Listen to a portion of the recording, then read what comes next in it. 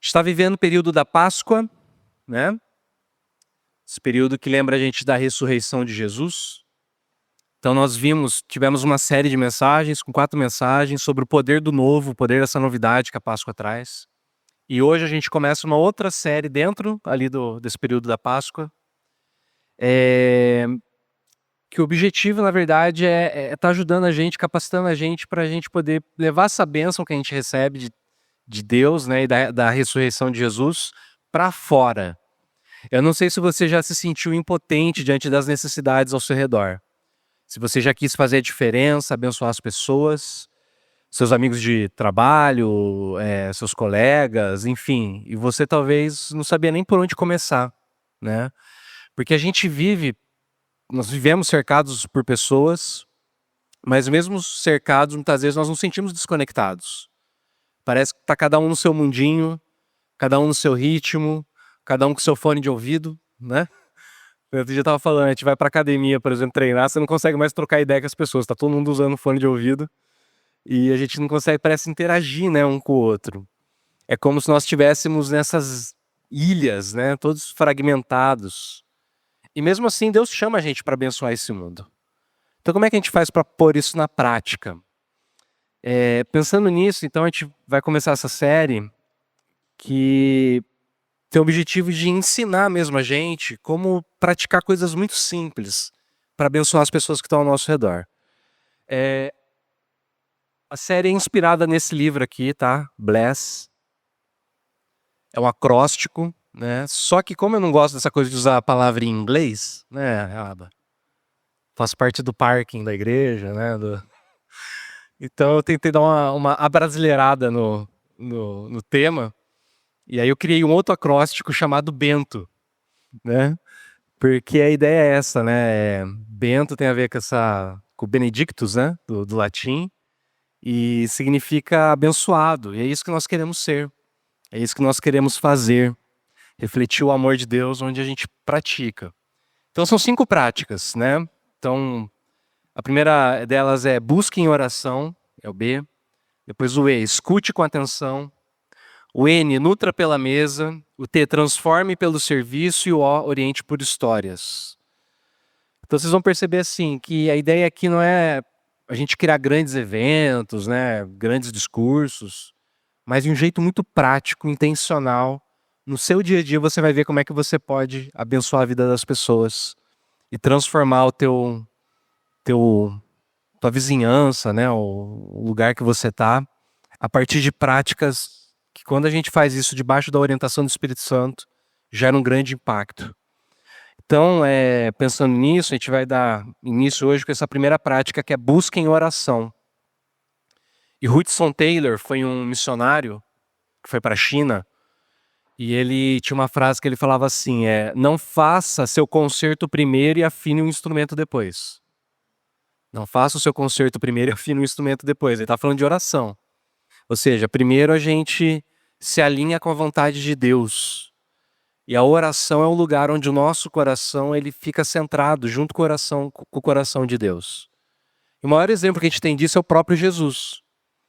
É impressionante, na verdade, como que a gente vê, principalmente, por exemplo, no Evangelho de Lucas, ele destaca muito isso, como que Jesus está toda hora buscando a Deus em oração.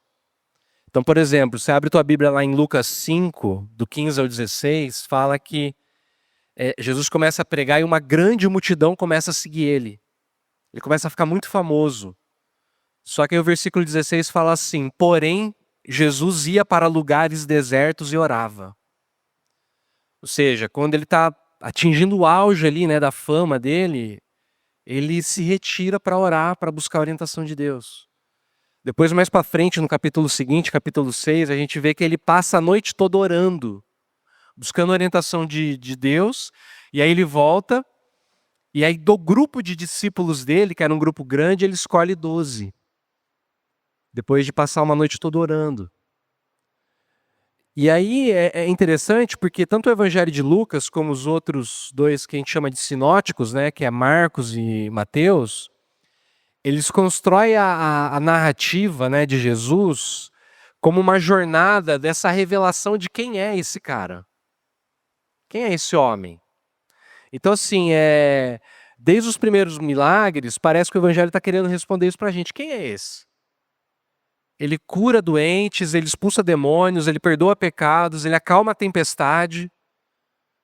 Capítulo 8 de Lucas, né, os discípulos vão falar, quem é esse que até o vento e o mar obedecem?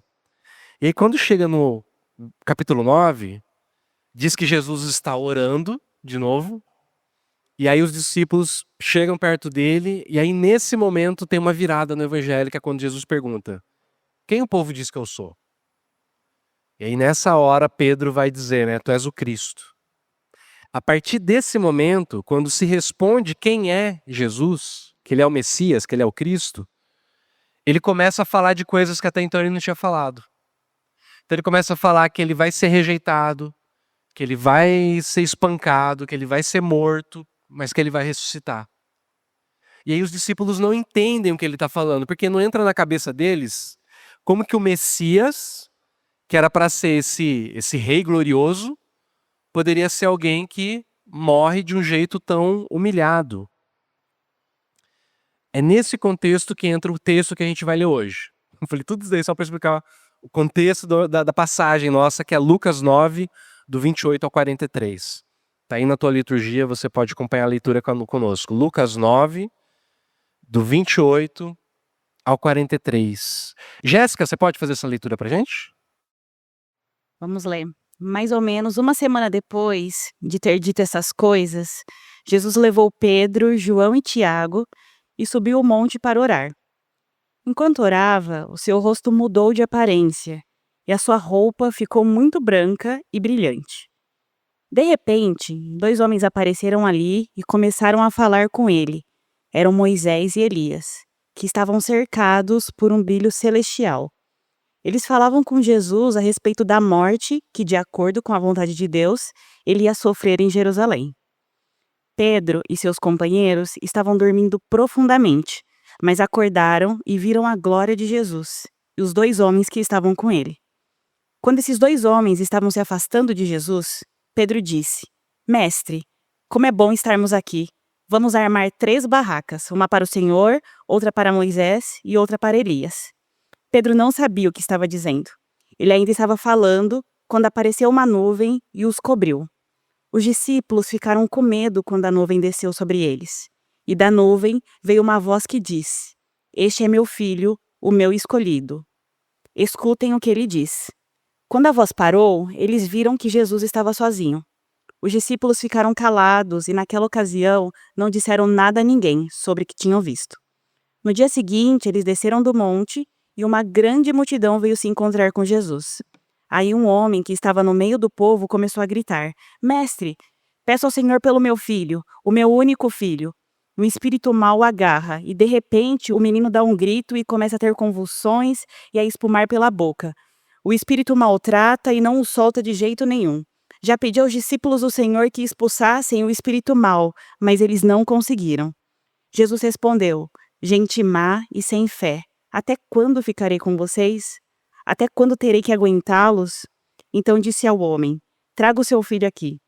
Quando o menino estava chegando, teve um ataque e o demônio jogou no chão. Então Jesus deu uma ordem ao espírito mau, curou o menino e o entregou ao pai.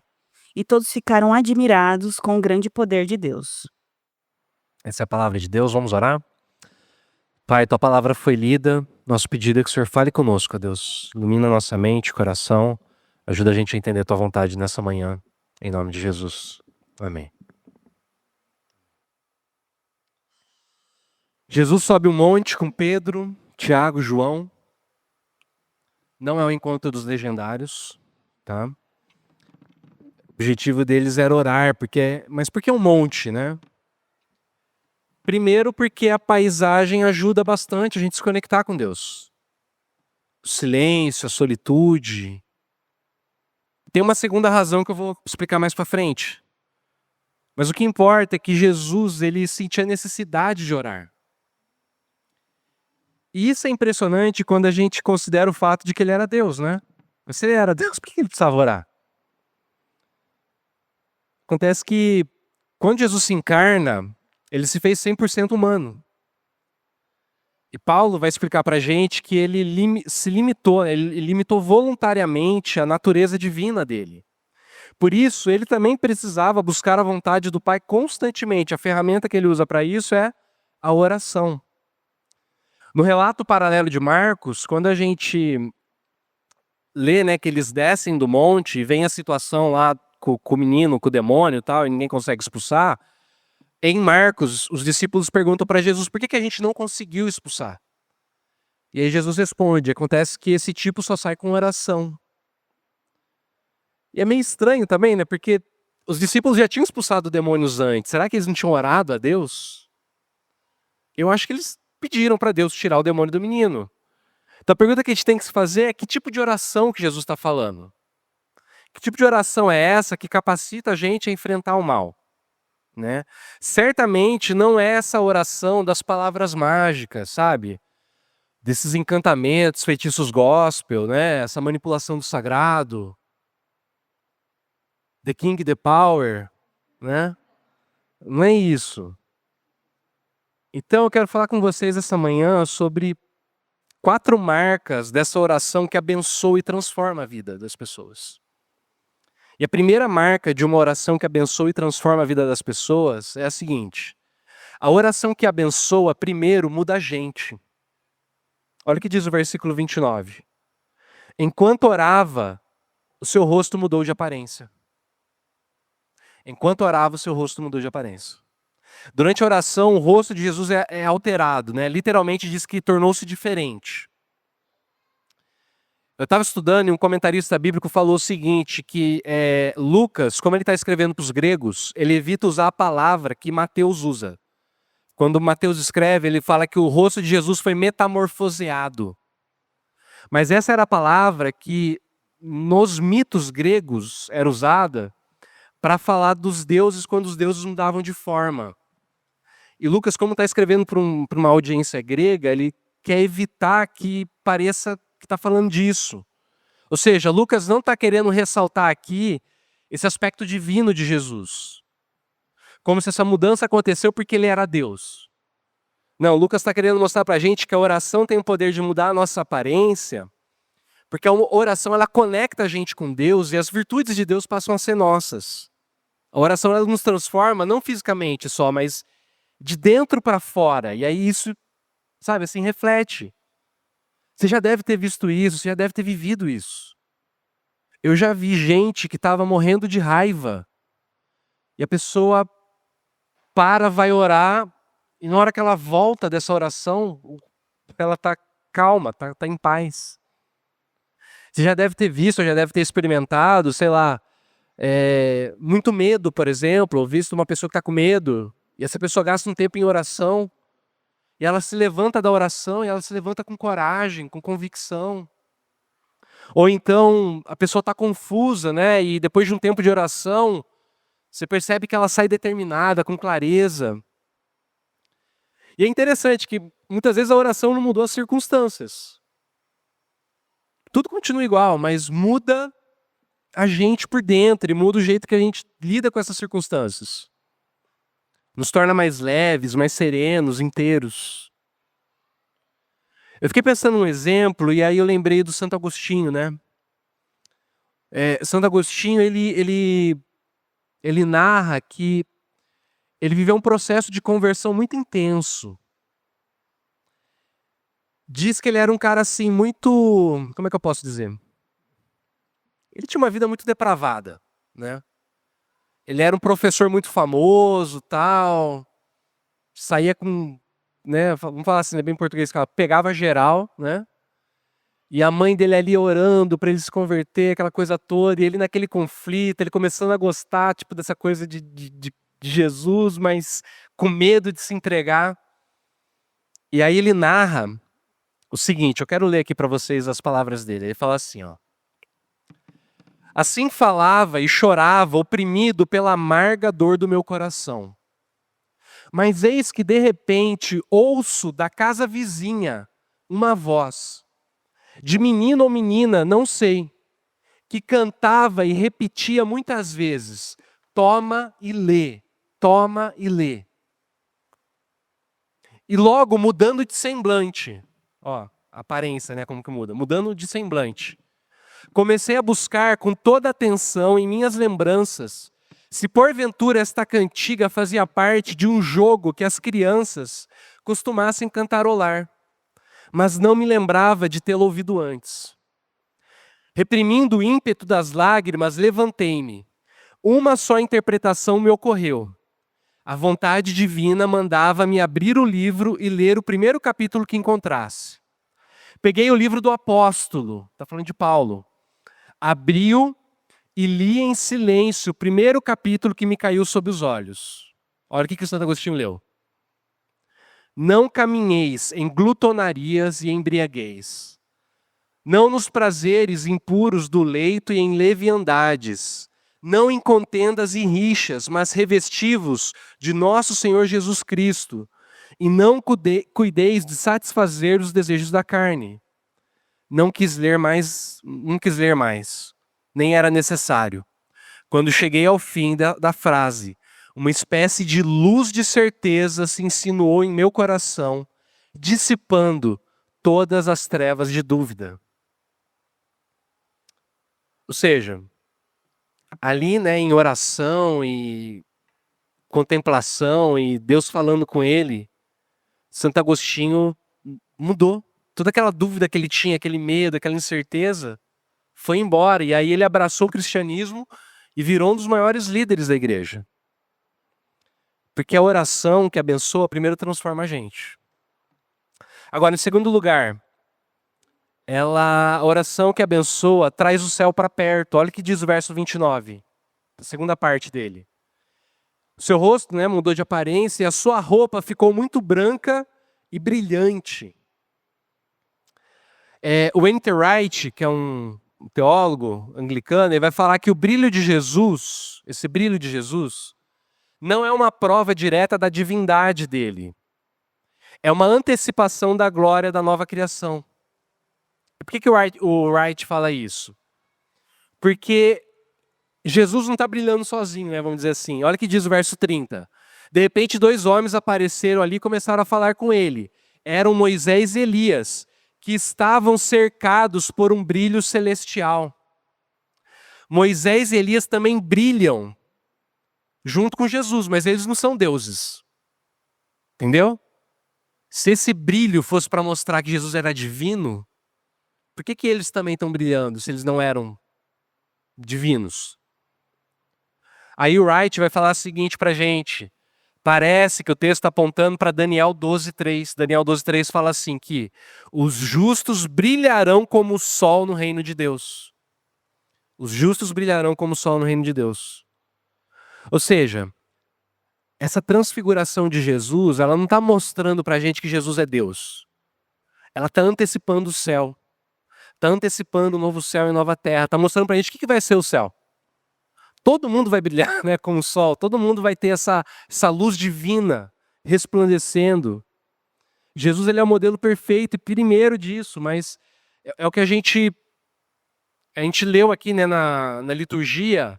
Apocalipse fala disso. Dessas vestes brancas, resplandecentes, dessa grande multidão que está salva diante do Cordeiro. Lá no capítulo 7, depois capítulo 19, que fala das bodas do Cordeiro. Além disso, as roupas brancas também falam da pureza, que é essa condição de estar diante de Deus. Ou seja, a oração, ela nos purifica, né? E ela antecipa o céu. E quando eu falo de purificar, não estou falando no sentido moralista, de você virar uma pessoa certinha, não é isso. Eu estou falando no sentido existencial, assim, parece que a gente se torna puro porque a gente se torna unificado. A gente quer uma coisa só, nós nos tornamos inteiros, íntegros diante de Deus. Kierkegaard falava isso. Kierkegaard falava o seguinte: pureza de coração é desejar uma só coisa. Pureza de coração é desejar uma só coisa. A oração nos ajuda a discernir o que move a gente. Então vamos ser sinceros, nós temos desejos desalinhados, não é isso? A gente quer um monte de coisa ao mesmo tempo, às vezes coisas contraditórias. A gente tem vontades divididas. Você quer fazer uma coisa, mas também quer fazer outra que não tem nada a ver. Nós temos intenções confusas muitas vezes. Mas à medida que a gente ora, essas coisas vão sendo clarificadas e você começa a querer uma coisa só. Uma vez perguntaram para a Madre Teresa de Calcutá: o que a senhora diz quando ora? E aí a Madre Teresa de Calcutá falou assim: eu não falo nada, eu só escuto. E aí perguntaram: o que Deus diz para você? E ela respondeu: ele não fala nada, ele só me escuta. Parece meio confuso, né? Mas eu acho, né? Não sei, né? Na minha mediocridade aqui, que a Madre Teresa está falando o seguinte: a gente não consegue entender isso porque a gente está sempre agitado, a gente vai a Deus querendo resolver as coisas, não é isso? Querendo melhorar o nosso desempenho, sabe? Querendo que Ele, né, resolva todos esses desejos, essas coisas que a gente tem. E ela está falando de um tipo de oração que só quer estar presente, entendeu? Tipo de oração que faz o tempo parar, que faz você simplesmente viver aquele momento de estar junto da pessoa que você ama, que é Deus. Então você não precisa falar nada, você não precisa pedir nada, sabe? Você só precisa estar ali, diante dele. E tudo se resolve. Não é isso? Porque a oração que abençoa, ela traz o céu para perto. Agora, a terceira marca de uma oração que abençoa é o seguinte: a oração que abençoa conecta as pessoas às escrituras. Verso 30 e 31. De repente, 2 homens apareceram ali e começaram a falar com ele. Eram Moisés e Elias, que estavam cercados por um brilho celestial. Eles falavam com Jesus a respeito da morte que, de acordo com a vontade de Deus, ele ia sofrer.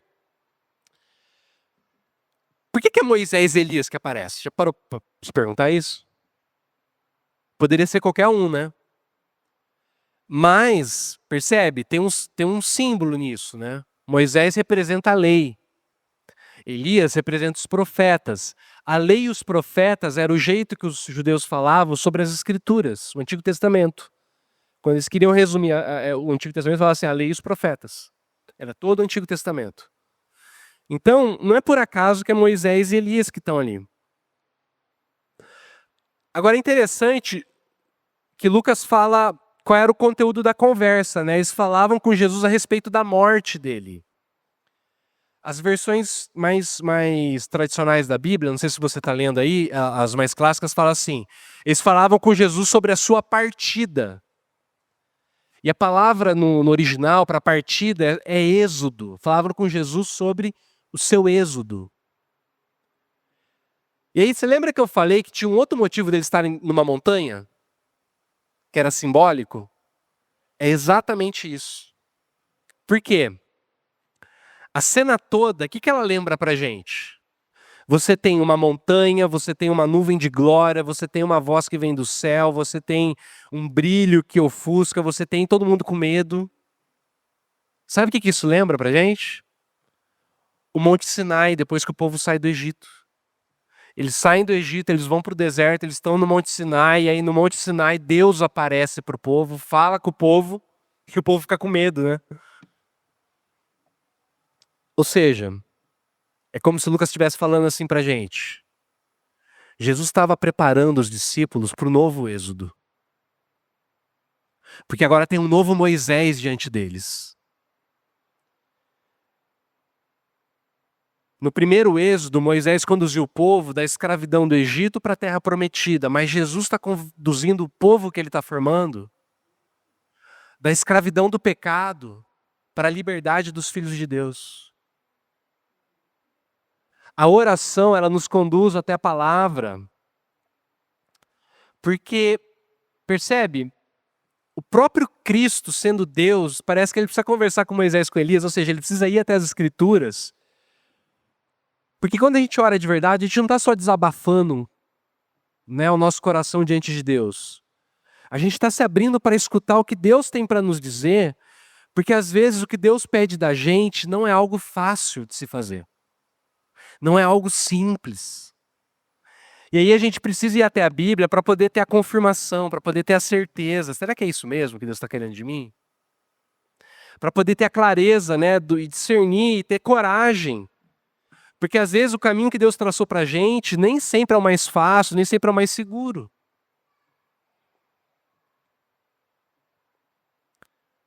E aí a gente pensa, pô, se o próprio Cristo precisou falar com Moisés, com Elias, né, meio que para ter coragem, né, de continuar nessa jornada, quanto mais eu e você, a gente precisa ir até as Escrituras, em oração, para entender o que Deus quer da gente. Porque nem sempre que Deus vai te pedir é fácil de se fazer. Sabe por quê? Porque tem uma última marca, né, da oração que abençoa. Ela tira a gente do conforto e mobiliza a gente, nos mobiliza, onde o outro sofre. É interessante o verso 33, né? Quando esses dois homens estavam se afastando, Moisés e Elias, Pedro disse: Mestre, como é bom estarmos aqui. Vamos armar 3 barracas, uma para o Senhor, outra para Moisés e outra para Elias. E é interessante, Pedro não sabia o que estava falando. Por quê? Pedro está encantado com o que ele vê e ele deseja congelar o momento.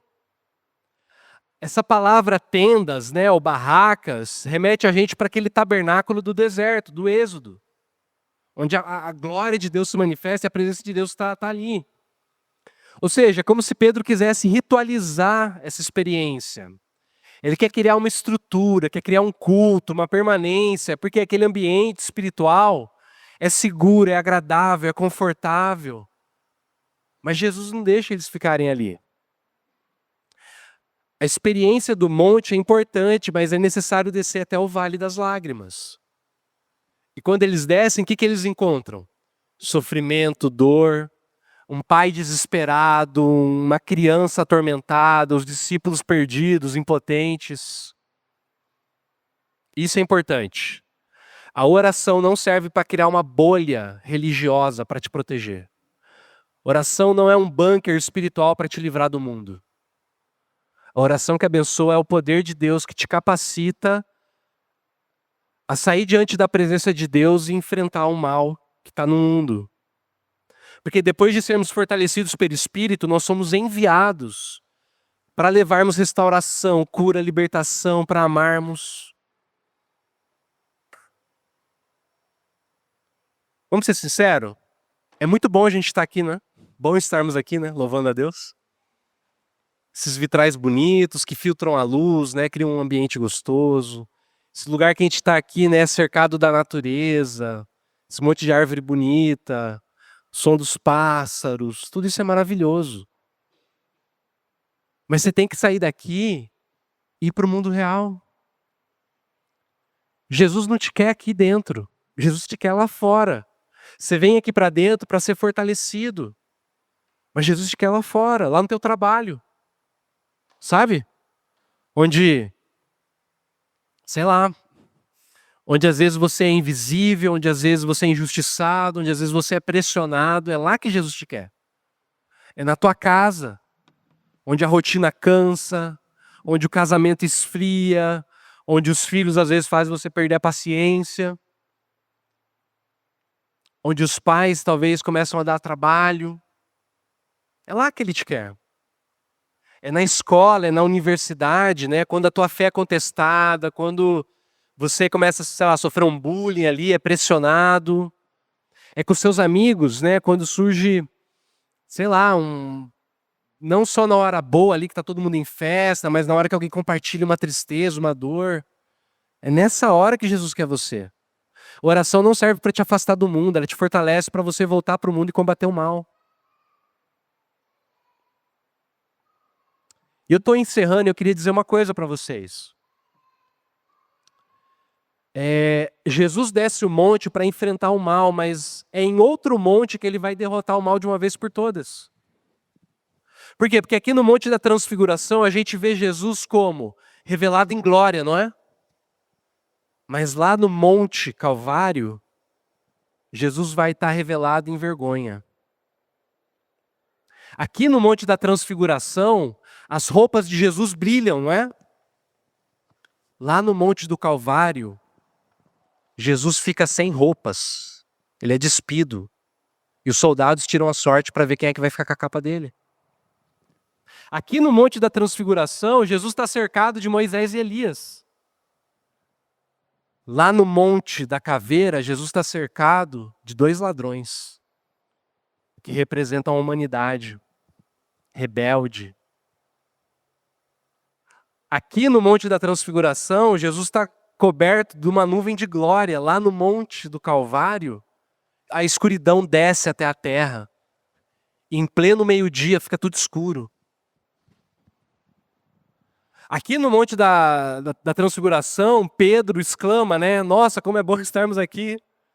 Lá no Monte da Caveira, Pedro nem está presente porque ele está com medo.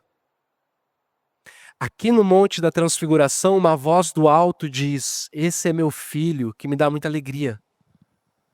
Lá no Monte da Caveira, é um soldado romano que vai olhar e vai falar: esse verdadeiramente era filho de Deus. Ou seja, aprenda a ver a glória da cruz. E aprenda a ver a cruz por trás da glória. Aprenda a ver a glória da cruz e aprenda a ver a cruz por trás da glória. E você vai começar a enxergar o mistério de um Deus que une lágrimas e risos, dor e luz.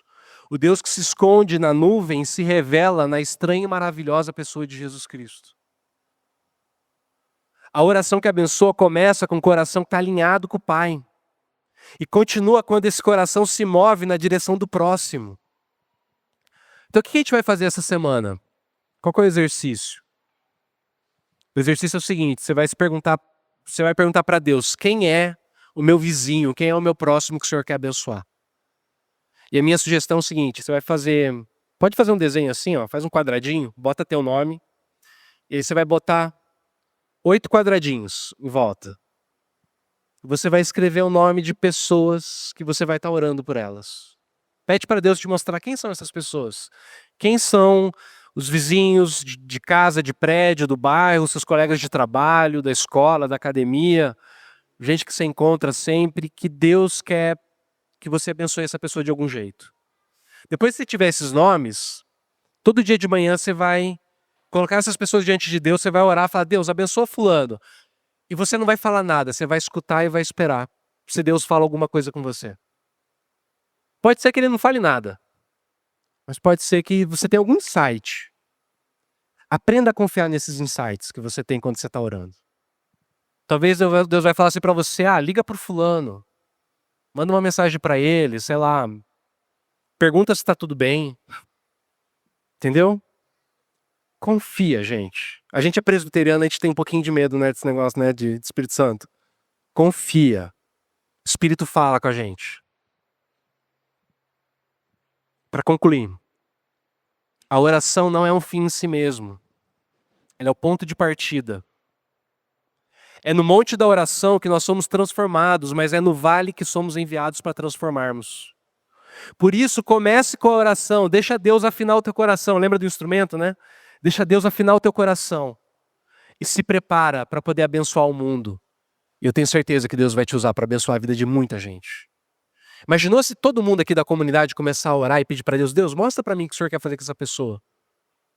Cara, daqui a pouco não vai caber o pessoal aqui dentro. E eu tô orando para Deus fazer isso na nossa vida. Para a gente abençoar a vida de muita gente que está precisando. Amém?